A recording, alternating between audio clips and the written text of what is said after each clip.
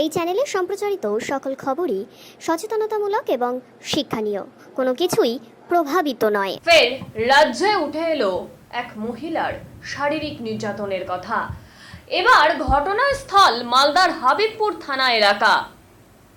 এক স্কুল ছাত্রীকে ডাক্তারি শেখানোর নাম করে সেই গ্রামের হাতুড়ে ডাক্তারের বিরুদ্ধে এই অভিযোগ আনা হচ্ছে।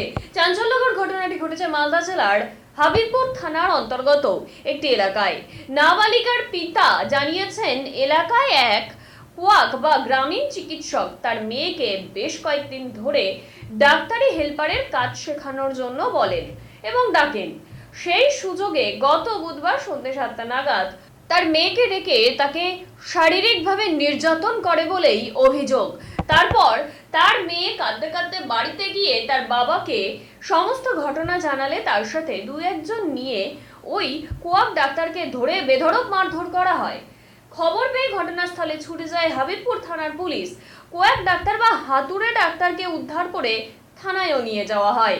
এই ঘটনায় নাবালিকার পরিবারের লোক হাবিবপুরে লিখিত অভিযোগ দায়ের করে জানিয়েছেন। দেখুন সেই ছবি।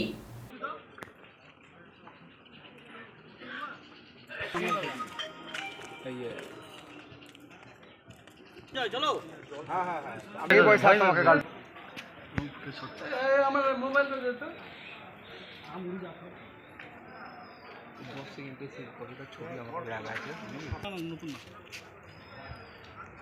আমাদের এখানে থাকার ব্যবস্থা নাই, একটা এটা ব্যবস্থা করো, যে একটা খবর করো যে